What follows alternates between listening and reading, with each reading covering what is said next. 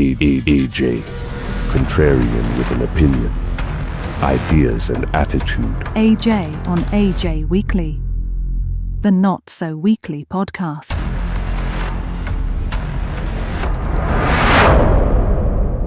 Today I want to talk about something that keeps me up at night, not because I think tomorrow we'll wake up in the Soviet Union, but because history rarely arrives all at once. It arrives one election at a time, one law at a time, one compromise at a time, one generation at a time.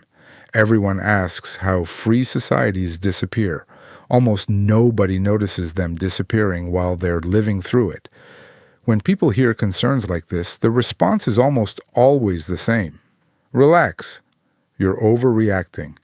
You're comparing everything to history. This isn't the Bolsheviks.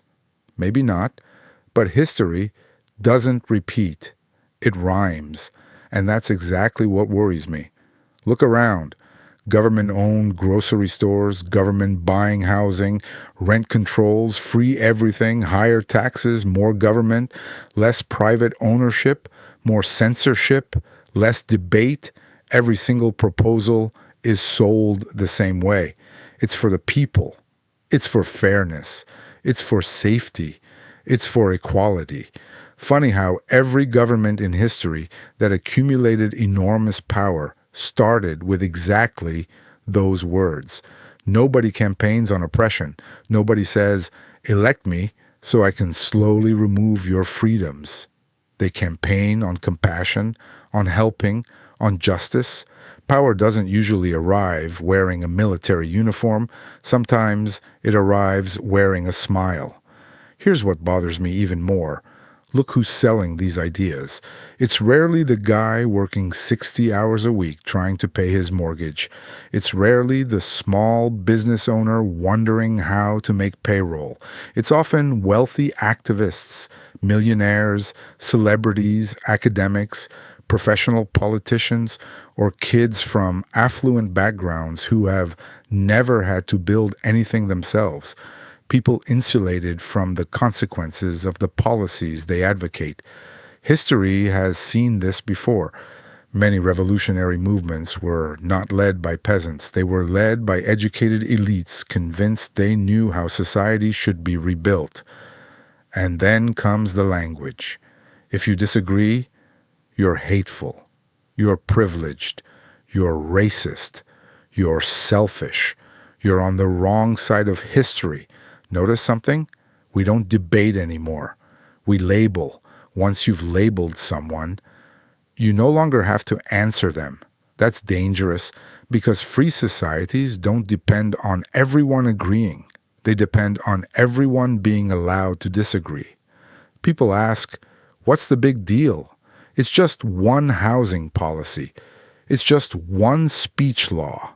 It's just one new government program. Exactly. History isn't one giant leap. It's 1,000 tiny steps. Each one feels reasonable. Each one sounds compassionate. Each one is defended as temporary. Until one day, people wake up and realize government now controls parts of life that previous generations would never have accepted. Am I saying Canada is becoming the Soviet Union? No. I'm saying the direction matters more than today's destination. If every year government becomes a little larger, if every year speech becomes a little narrower, if every year property rights become a little weaker, if every year ideological conformity becomes a little stronger, at what point are we allowed to say, maybe we're walking down the wrong road? Do we wait until it's obvious? Or do we speak when the warning signs first appear? History teaches many lessons. One of them is this. Free societies are rarely lost in a single dramatic moment. They're usually traded away slowly for comfort, for security, for promises, for good intentions. That's why I think pushback matters. Not because every progressive policy leads to tyranny, but because every free society needs people willing to ask, where does this end? those questions shouldn't be dismissed. They should be debated, because the day citizens become afraid to question the direction of their country, that's the day democracy becomes little more than a ritual. I'm not asking you to agree with me. I'm asking you to study history, not to memorize dates, but to recognize patterns. Because civilizations don't collapse because no one warned them. They collapse because too many people assumed it can't happen here. The revolution is being televised. Question is, are you watching?